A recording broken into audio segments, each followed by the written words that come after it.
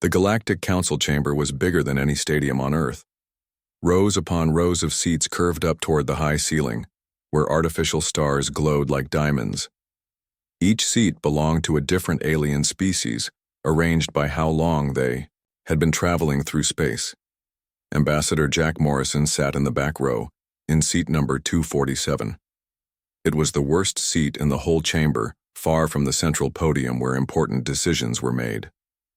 Humans had only been in space for 50 years, which made them the babies of the galaxy according to everyone else.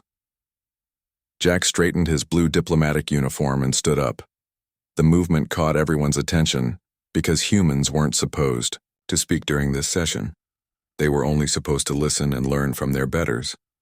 Earth formally withdraws from these proceedings, Jack said. His voice was calm but carried through the chamber thanks to the translation devices everyone wore. The Vex Nari representative, who looked like a glass sculpture filled with swirling light, flickered with confusion. Ambassador Morrison, surely. You joke.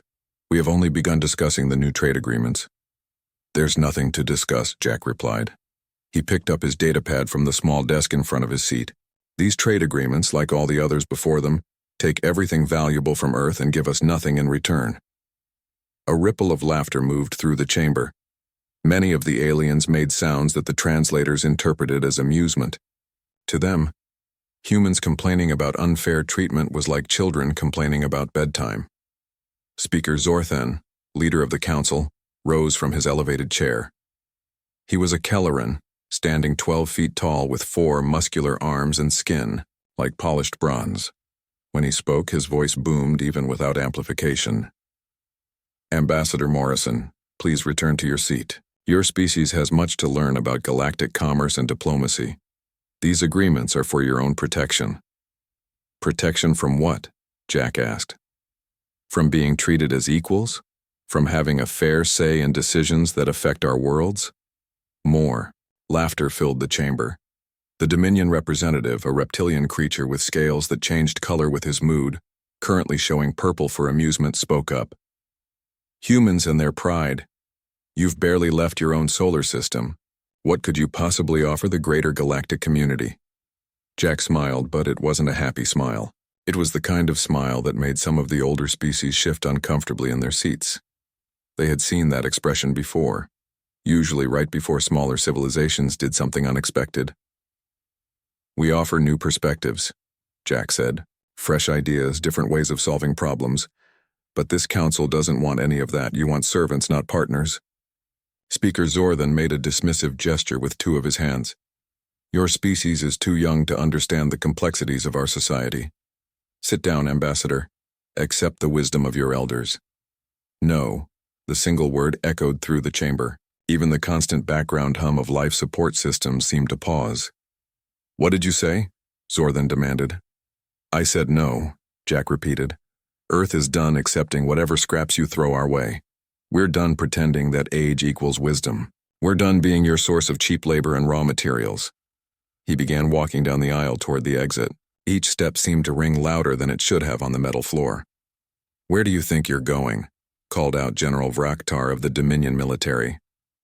Humans need our protection. The swarm threatens your borders. Without our fleets, your worlds would be consumed within months. Jack paused at the doorway. He turned back to face the assembly, his hand resting on the door control panel. Maybe we found other ways to deal with the swarm, he said.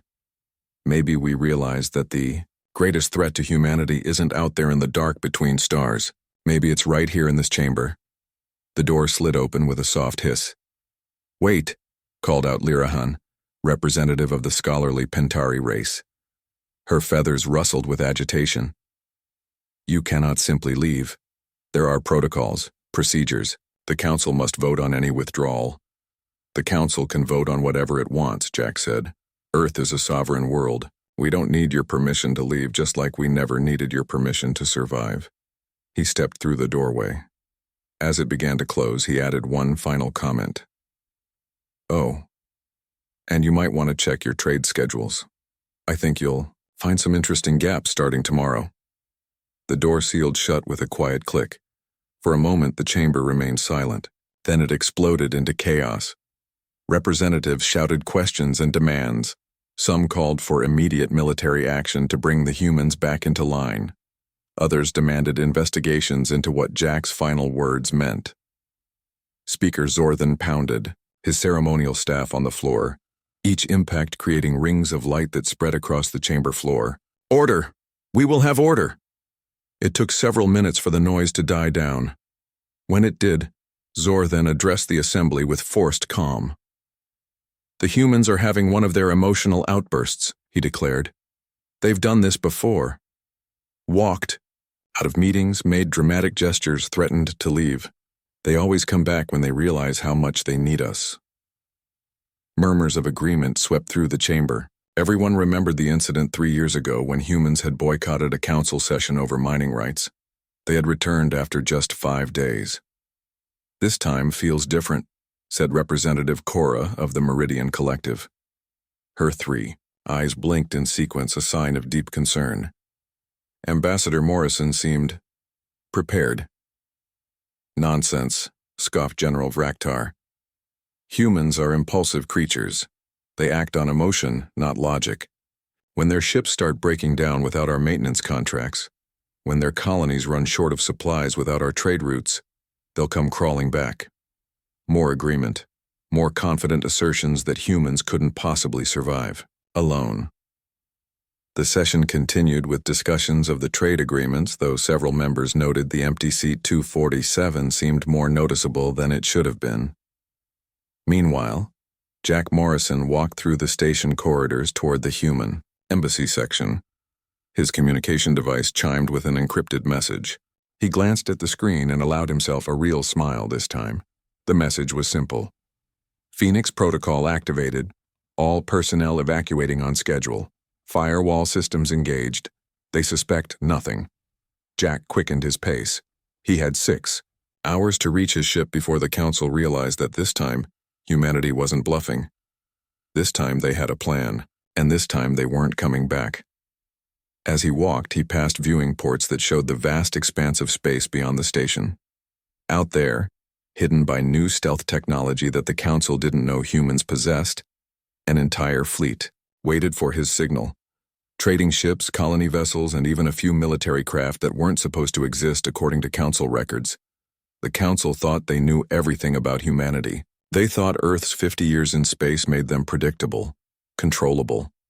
They didn't understand that humans had spent those 50 years watching, learning, and preparing. They didn't understand that sometimes the newest player in the game could see opportunities that the older players had become too comfortable to notice. Most of all, they didn't understand that humans had a talent for making friends in unexpected places, even places the council considered too dangerous or too alien for contact. Jack reached the human embassy and found it already mostly empty. Staff members were quietly but efficiently packing essential equipment. Everything else would be left behind as a decoy, maintaining the illusion of a temporary withdrawal. "Sir," said Lisa Chen, his deputy, "the last transport leaves in 30 minutes. The swarm representatives confirmed they'll honor our agreement." "Good," Jack nodded. "And our people in the other embassies?" "Already extracted. The council won't notice they're gone for at least another day. By then we'll be beyond their reach," Jack finished. He looked around the embassy one last time. 3 years they had worked here, pretending to be grateful for the council's condescension, pretending not to notice the unfair treaties and exploitative agreements. 3 years of playing the part of the eager newcomer while secretly building alliances the council thought impossible. The Galactic Council was about to learn an important lesson about humanity. When humans said goodbye, sometimes they meant it, and sometimes the most powerful move in any game was simply walking away from a rigged table. Jack Morrison stepped onto the transport ship, leaving seat 247 empty forever. The real game was about to begin. 2 days had passed since Jack Morrison walked out of the Galactic Council chamber. At first, the alien representatives carried on with business as usual, confident that humans would return as they always had before. But this morning, everything changed. "Impossible," Speaker Zorthan bellowed, his forearms waving frantically as he read the reports on his screen. "Check these readings again. They must be wrong." Administrator Kara Whitman stood at the center of the council chamber, a human who had chosen to stay behind as a neutral observer. She stood with perfect calm, her hands clasped behind her back as chaos erupted around her. "The readings are accurate, Speaker Zorthan," she said. "Every human vessel has withdrawn from council space. Every human scientist has left their research posts. Every human trader has canceled their contracts. But they can't survive without our trade routes," protested General Vraktar, his scales flashing angry red. "Human ships need our fuel stations. Their colonies need our supply ships." Kara allowed herself a small smile. "It seems we've been establishing our own supply lines for quite some time. We simply didn't advertise them." The chamber fell silent. Several dozen alien species stared at the lone human in their midst. The Vexnari representative's crystalline form pulsed with confusion, while the feathered Pentari scholar clicked her beak in what might have been admiration or concern. "Explain yourself," demanded Zorthan, trying to regain control of the situation. "For the past 18 months, Kara began, activating a holographic display in the center of the chamber. "Humanity has been in secret negotiations with the swarm." The reaction was immediate and explosive. Representatives shouted denials. Others demanded she be arrested for treason against galactic civilization.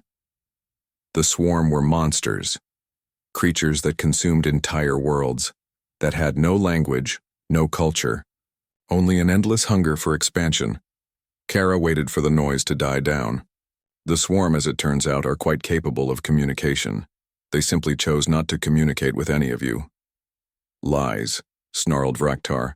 "We've fought the swarm for centuries. They're mindless beasts." "They're a collective consciousness, facing extinction," Kara corrected, manipulating the hologram to show complex mathematical equations. "Their hive mind is becoming unstable as they expand.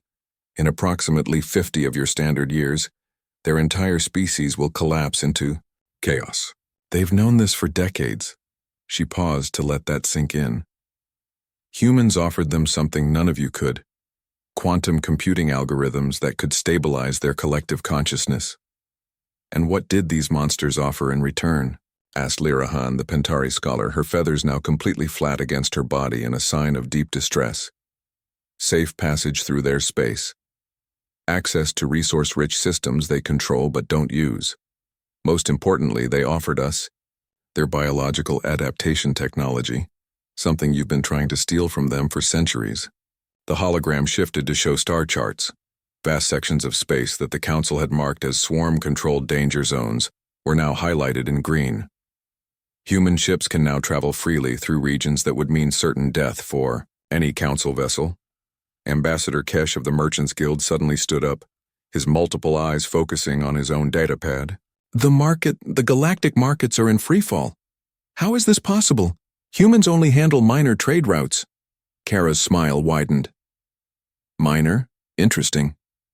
Did you know that human shipping companies were handling 60% of all consumer goods transport in Council space? We kept our prices low, our ships were reliable, and we never complained about dangerous routes." "But why would you do this?" asked Zorthan, genuine confusion in his voice. "We were bringing you into galactic civilization. In a few more centuries, you might have earned seats closer to the center of this chamber." "A few more centuries of being treated as children?" Kara raised an eyebrow. "Of having our innovations dismissed because we're too young to understand? Of signing trade agreements that strip our worlds of resources while you pat us on the head and tell us it's for our own good?" She deactivated the hologram. "No, thank you. We'll make our own way. The Council will not allow this." Braktar rose, his massive reptilian form towering over the human woman. "We have the most powerful fleet in the galaxy. We could force you back into compliance." "Could you?" Kara asked mildly. "Your military intelligence can't even find our ships anymore. Your tracking systems, the ones you were so proud of. We've been feeding them false data for months. Also, are you really prepared to fight both humanity and the swarm together?" The implications of that alliance finally seemed to sink in. The swarm controlled nearly a third of the galaxy, regions the Council had never been able to penetrate. Combined with human creativity and adaptability. "What do you want?" Zorthan asked, his voice heavy with defeat. "We want nothing from you," Kara replied. "This isn't a negotiation. I'm simply here to collect our remaining personal effects and inform you of the situation, as a courtesy." She turned to a small device on her wrist. In fact, speaking of collecting personal effects, the lights in the council chamber flickered. Throughout the massive station, systems began shutting down. Not critically, but enough to cause inconvenience. Doors sealed themselves, requiring manual override. Communication systems developed strange delays. "What have you done?" demanded the speaker. "Nothing permanent," Kara assured him. "But it turns out a lot of your station's maintenance systems have been running on human-designed software patches. We're simply uninstalling our contributions." She walked toward the exit, pausing at the threshold. "Oh, and you might want to check your food synthesizers, the efficiency algorithms that let you feed a station this size. Also human. You'll figure something out, I'm sure. You're all so much older and wiser than us after all." As she left, chaos erupted once more in the chamber. But this time it was different. This time it carried the edge of genuine fear. Over the following days, more revelations emerged. Human scientists had been the ones solving complex navigation problems that allowed safe, faster-than-light travel through unstable regions. Human programmers had created the translation algorithms that allowed dozens of species to communicate seamlessly. Human logistics experts had revolutionized supply chain management across the galaxy, and now all of that was gone. "They're not coming back, are they?" asked Lirahan during an emergency session a week later. Zor then slumped in his ceremonial chair, looking older than his 1,000 years. "No, I don't believe they are. We need to negotiate, open communications, offer them better terms," suggested Ambassador Kesh, watching his shipping empire crumble on his data feeds. "With what leverage?" asked Vraktar bitterly. "They have everything they need. Safe passage through swarm space, their own supply lines, technologies we didn't even know they possessed, and now they have allies we've been fighting for generations." The chamber fell silent as the reality sank in. The youngest species in the galaxy hadn't just walked away from the table. They'd revealed that they'd been playing an entirely different game all along. "There's something else," said a young aide, nervously approaching the speaker's platform. "We've detected massive energy signatures in the Orion Reach, that dead zone where no one goes because of the radiation." "What kind of energy signatures?" Zor then asked tiredly. "Construction, massive construction. The humans appear to be building something. Our sensors can't penetrate their jamming fields." The speaker laughed bitterly.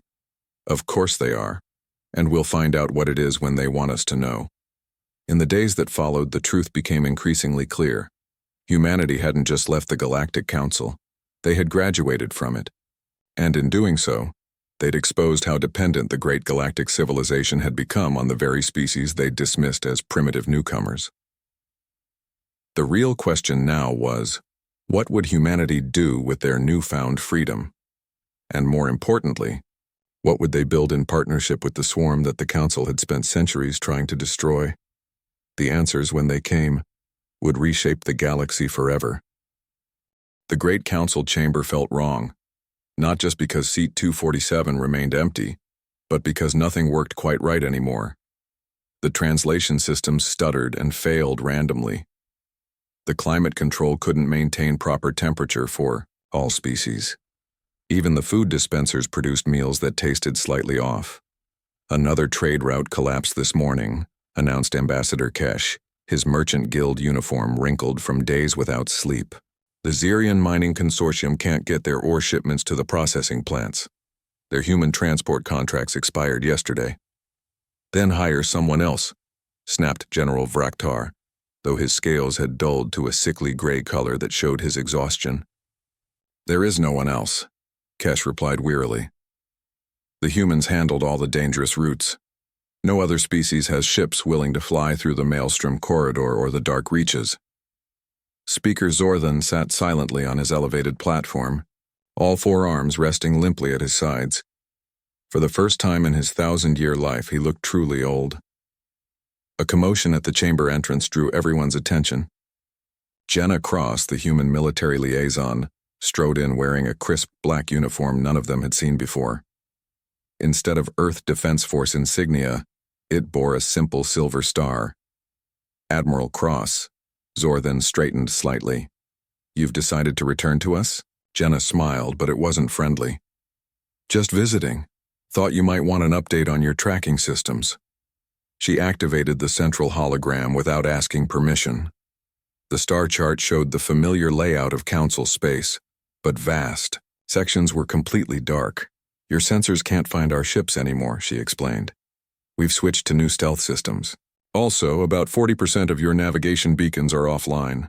Turns out they needed regular maintenance from human technicians. This is sabotage, accused Vraktar. No, Jenna shook her head. This is withdrawal of services. There's a difference. We're not breaking anything. We're just not fixing it anymore. The Pentari scholar Lirahan spoke up. Admiral, surely you understand the chaos this is causing. Entire supply chains are failing. Research projects are stalling. Some colony worlds are reporting food shortages. Funny, Jenna mused. When human colonies reported food shortages 3 years ago, this council voted against emergency aid. Said it would teach us to be more self-sufficient. The chamber fell, silent at that reminder. Why are you really here? Asked Zor then. Courtesy call, Jenna replied. Also to let you know that the swarm has agreed to open 3 trade corridors through their space. Any species wanting to use them needs to negotiate directly with the Terran Swarm Alliance. Alliance? The word rippled through the chamber. The humans hadn't just made peace with the swarm, they'd formed an actual alliance. The swarm are excellent partners once you learn how to communicate with them, Jenna continued. They think in quantum patterns rather than linear thoughts. Took us a while to figure that out, but now we have some fascinating conversations about multidimensional mathematics. She deactivated the hologram. Anyway, I have a meeting to attend. The Meridian Collective is interested in joining our new trade network. The Meridians would never abandon the council, protested General Vraktar. As if on cue, Representative Cora of the Meridian Collective stood up. Her 3 eyes blinked in sequence, a gesture of formal farewell in her culture. Actually, she said quietly, we would. The humans offer equal partnerships.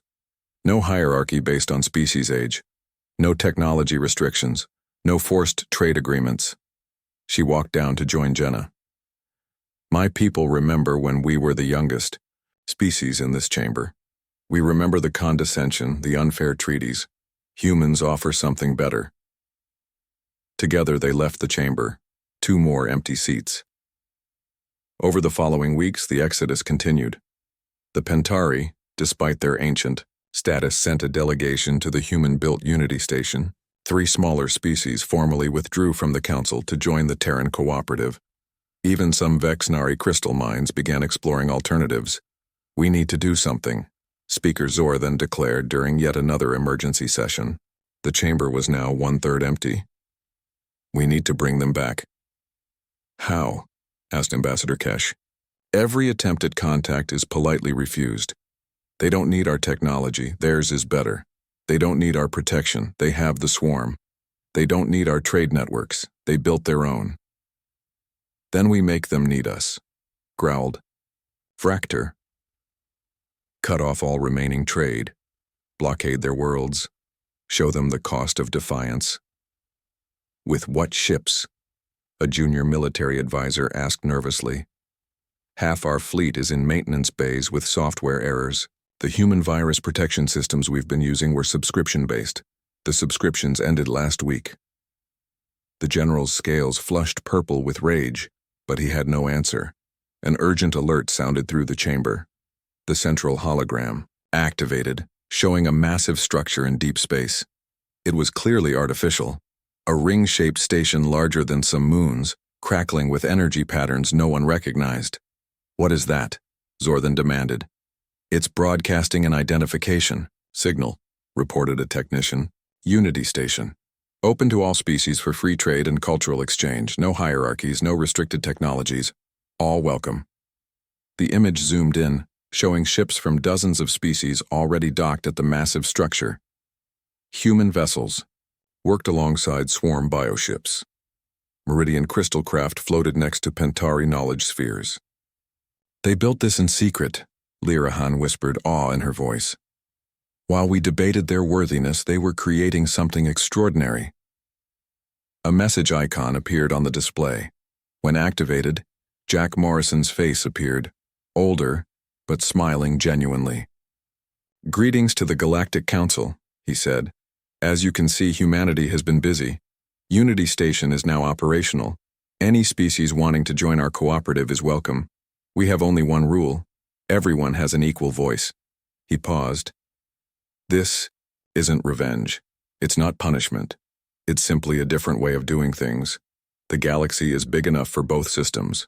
Choose whichever works best for you. The transmission ended. He's right, said Lirahan, standing slowly.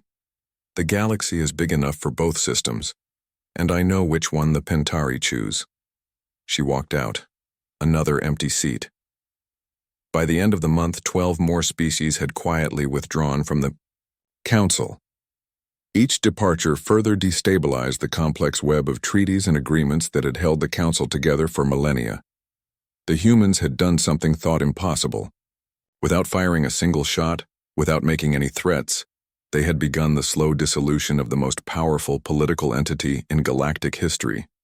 They had simply offered something better. The remaining council members sat in their increasingly empty chamber, finally beginning to understand.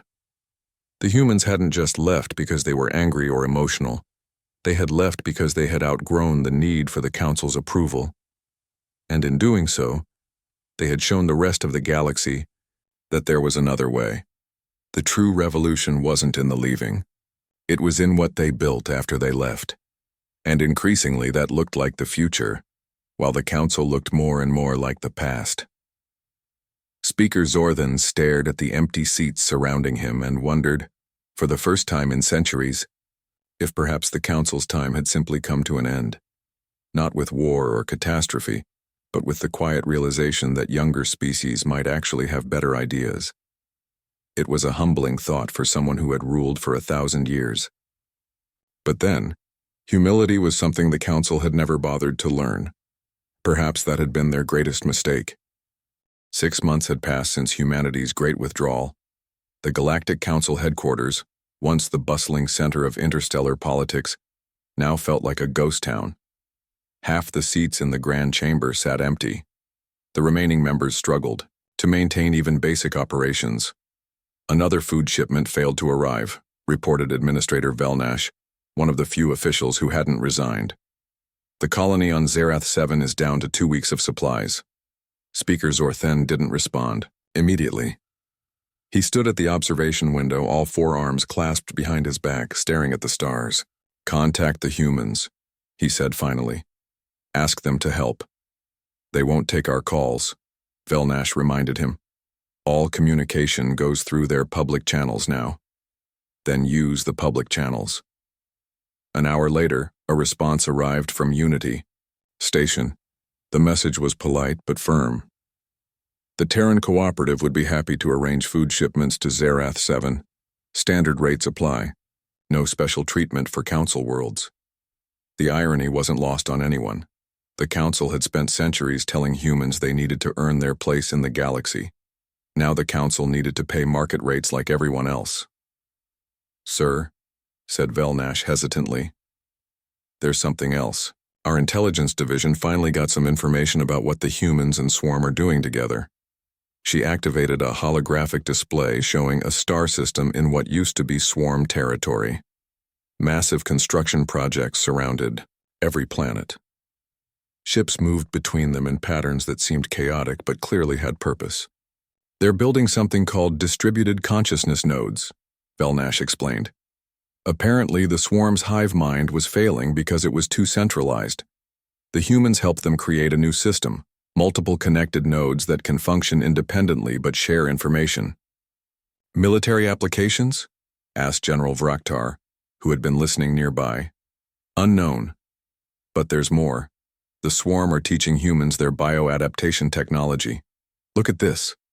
The display shifted to show a human ship undergoing modifications. Living tissue grew over its hull, merging with the metal to create something entirely new. They're combining human engineering with swarm biotechnology, Felnash continued, creating hybrid ships that can heal themselves, adapt to new environments, even evolve new capabilities as needed. Zor then turned from the window. And we called them primitive. A chime announced an incoming transmission. Admiral Lisa Chen appeared on screen, wearing the black uniform of the Terran Cooperative. Behind her, through a window, they could see ships of various species working together on some vast construction project. Speaker Zorthen, she greeted him professionally. I'm calling on behalf of the Neutral Worlds Alliance. They've requested humanitarian aid for several border colonies affected by recent solar flares. The cooperative is organizing relief efforts. And you're telling us because those colonies include council members. The cooperative doesn't let politics interfere with humanitarian needs. We're sending help regardless. This is a courtesy notice in case you want to contribute. Zorthen's pride warred with practicality. What would you need from us? Nothing we need. But your medical frigates could help. The choice is yours. After she ended the call, Vraktar exploded. They're making us look weak, offering aid to our own colonies. No, Zorthen said quietly. They're making us look petty. There's a difference. 2 hours later, he authorized 3 medical frigates to join the relief effort. It was the first cooperative action between the Council and the Terran Cooperative. Over the following weeks, more such opportunities arose. Natural disasters, pirate attacks, scientific anomalies, the cooperative handled them all with quiet efficiency. They never excluded Council worlds from aid, never demanded political concessions, never gloated over their superior resources. They're playing a different game, Lirahan observed during one of her visits.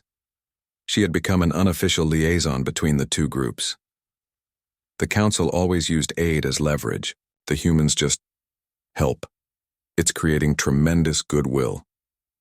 We're losing more members, Vraktar pointed out. 3 more species left this month. Not because they hate us, Lirahan corrected. Because they see something better. The humans aren't trying to destroy the Council. They're just offering an alternative. The destruction is happening because our system can't compete with theirs. She pulled up economic data on her tablet. Look at these trade figures. Cooperative. Members are seeing 40% growth in commerce. Technology sharing has accelerated innovation. Crime is down because everyone has a stake in the system. And the swarm? Zor then asked. Are becoming something new. The distributed consciousness is working. They're still connected but no longer driven by blind expansion. They're building instead of consuming. Trading instead of taking. A junior aide burst into the room. Sirs, you need to see this. He activated the emergency news feed. Images showed a massive crystalline structure emerging from hyperspace near Unity Station. It was beautiful and terrifying. A ship larger than some asteroids, its surface shifting with patterns that hurt the eye to follow. The architects, Lirahan breathed. They've been in isolation for 10,000 years. The architects were legend, an ancient race that had withdrawn from galactic society before even the oldest council species achieved spaceflight. Their technology was supposedly beyond comprehension. The news anchor, a human journalist, was speaking. Historic first contact with the legendary architects. They've reportedly been observing recent developments and have chosen to end their isolation to join the Terran Cooperative.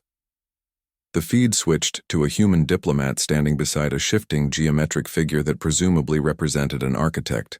We are intrigued. The architect spoke through some form of translation that made reality ripple. Your approach to interspecies cooperation shows promise. We wish to participate. The implications hit the council chamber like a shockwave. If beings as advanced as the architects saw value in the human system, they never even acknowledged our existence, Vraktar said numbly. 10,000 years and they ignored every attempt at contact. Until now, Zor then observed. until the humans offered something different. Over the next month, 17 more species left the council for the cooperative. The trickle had become a flood. Even some of the founding council members began sending diplomatic feelers to Unity Station. "We're witnessing the end of an era," Lirahan told Zorthen during one of their private meetings. "The council model worked for thousands of years, but times change. Species evolve. The humans didn't destroy us. They just showed everyone there was another path." "What do you think we should do?" Zorthen asked. "What our pride has prevented us from considering," she replied. "Join them." The suggestion would have been unthinkable 6 months ago. Now, with empty seats surrounding them and their civilization crumbling, it seemed like the only logical choice. On their terms? Zorthen's 4 fists clenched. On fair terms. Equal terms. The same terms they offer everyone else. Lirahan paused. "It's not defeat, Speaker. It's adaptation. Evolution. The very thing we've lectured younger species about for millennia." Zorthen looked around the grand chamber that had been the seat of galactic power for so long. Soon, it would be just a historical landmark, a reminder of how things used to be. "Contact Ambassador Morrison," he said finally. Tell him the Galactic Council would like to discuss membership in the Terran Cooperative." As his aide hurried to send the message, Zorthen reflected on the irony. The Council had spent generations trying to civilize the humans. In the end, humans had civilized them. Sometimes the greatest wisdom was recognizing when someone else had a better idea. Even if that someone was a species you'd dismissed as primitive children just a year ago. The humans hadn't conquered the galaxy. They had simply offered it a choice, and one by one, species after species was choosing to try something new. The age of the Galactic Council was ending. The age of cooperation was beginning. And despite everything, Zorthen found himself curious to see what would come next. 1 year after humanity's withdrawal from the Galactic Council, Speaker Zorthen found himself in an unfamiliar position. Instead of summoning others to appear before him, he was waiting in the reception area of Unity Station like any other visitor. The raid station was even more impressive up close. Its walls seemed to breathe, mixing swarm biotechnology with human engineering and architect quantum design. Representatives from dozens of species walked the corridors all as equals. No one deferred to species age or military power. Everyone had a voice. "Speaker Zorthen?" A young human aide approached him. "Ambassador Morrison will see you now." Zorthen followed the aide through corridors bustling with activity. Scientists from former enemy species collaborated on research projects. Traders negotiated deals without the Council's restrictive tariffs. Children of different species played together in designated safe zones. The aide led him to a simple office. No grand chambers or elevated platforms here. Jack Morrison sat behind a modest desk, reviewing documents on a holographic display. He stood when Zorthen entered, offering his hand in the human gesture of greeting. "Speaker Zorthen, welcome to Unity Station." "Thank you for seeing me, Ambassador Morrison." "Please, just Jack. We don't stand on ceremony here." He gestured to a chair.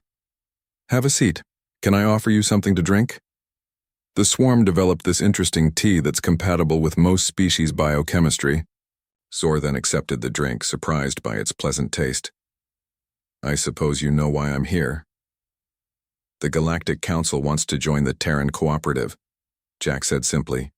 "The question is, are you ready to accept our principles?" "And what are those principles?" Jack leaned back in his chair. "Every species has equal representation. All technology is shared freely. Decisions are made by consensus, not imposed by age or power. No species is considered inferior based on how long they've been in space." Zorthen felt his pride bristle at these conditions, but he forced it down. Pride was what had brought the Council to this point. "Those are significant changes from our traditional way of doing things," he said carefully. "Yes, they are." Jack's expression remained friendly but firm. The old system served its purpose for thousands of years, but the galaxy is changing. New species bring new ideas, new perspectives. Dismissing them because they're young is wasteful. Just then the office door chimed. President Amy Williams entered, followed by 3 other beings: a swarm representative with iridescent wings, an architect, whose form seemed to shift between different geometric patterns, and surprisingly, Lirahan, the Pentari scholar. "I hope you don't mind," Amy said, taking a seat. "We thought this discussion should include multiple perspectives." "The council seeks membership," the architect said, its voice creating ripples in reality. "But does it seek change, or merely survival?" Zor then considered the question carefully. 6 months ago, I would have said survival. Now, I believe we seek understanding. The galaxy has moved on without us, and we need to understand why. "Good answer," Lirahan said, her feathers rustling with approval. "Understanding is the first step toward growth." The swarm representative spoke next, its voice a harmony of multiple tones. "When humans first approached us, we thought they wanted our technology. Instead, they wanted to help us. This was unexpected. We saw a species facing extinction and thought we could help," Jack explained. "Turns out they could help us too. That's what cooperation means. Everybody brings something to the table." "But the council has nothing to offer," Zor then said, his forearms gesturing helplessly. "Our technology is outdated, our influence is gone, our resources are depleted." Amy smiled. "You have thousands of years of history, diplomatic experience with species we've never encountered, knowledge of ancient trade routes and lost colonies. Don't underestimate the value of experience when it's combined with fresh perspectives." The architect's form shifted into something resembling agreement. "The old must learn from the young must learn from the old. This is the path of growth." "There's something else," Jack added. "Some of your former member species are nervous about rejoining anything that includes the council. They remember the old hierarchies, the unfair treaties. Your participation could help heal those wounds, if you're willing to acknowledge past mistakes." Zor then felt the weight of millennia of tradition pressing down on him. The council had never apologized, never admitted error. But then again, the council had never been reduced to asking for membership in an organization led by its youngest, former member. "We were wrong," he said finally. "We treated younger species as inferiors instead of equals. We hoarded knowledge instead of sharing it. We maintained power through tradition rather than earning it through merit." The words felt strange in his mouth, but also somehow liberating. "That's a good start," Amy said. "The Terran Cooperative votes on new members.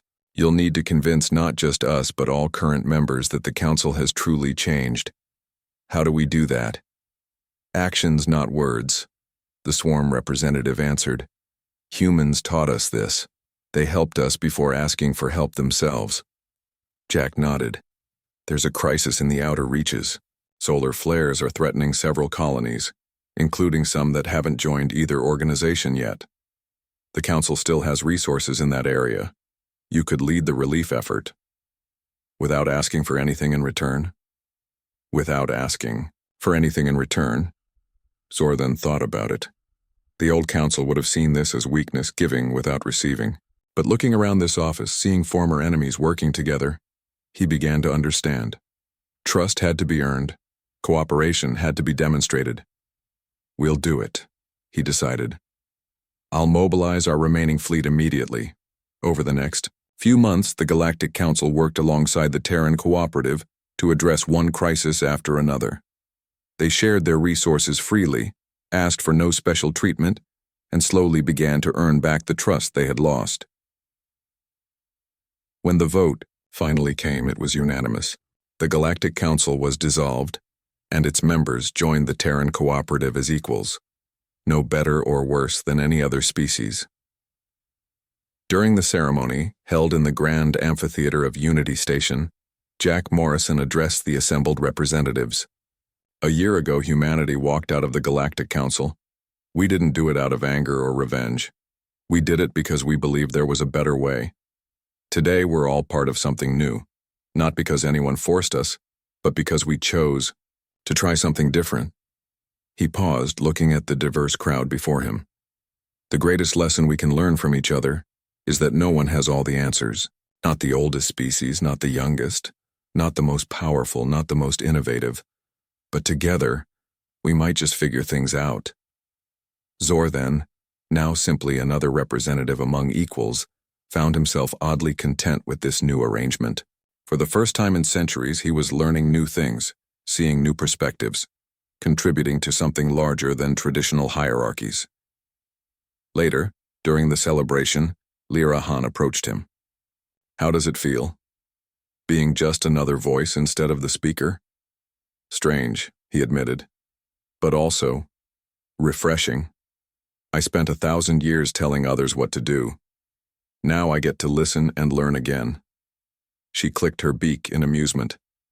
The humans have a saying, it's never too late to learn new tricks. Indeed, Zor then agreed, watching as humans, swarm, architects, and dozens of other species celebrated together. Though I think the real trick was admitting we didn't know everything in the first place.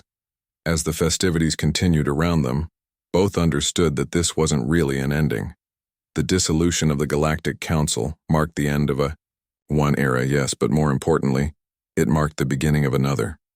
An era where age didn't automatically equal wisdom, where cooperation mattered more than domination, where the youngest voice in the room might have the best idea. And sometimes the most powerful act wasn't holding on to control, but having the wisdom to let it go and try something new. The galaxy was vast, full of wonders yet to be discovered. And for the first time in millennia, all its species would explore it together as equals. The humans hadn't just left the table. They'd built a better one. And in the end, everyone was invited to sit at it. That, perhaps, was humanity's greatest contribution to the galaxy. The simple idea that everyone deserved a seat at the table. And sometimes the best way to lead was to make sure no one was left behind.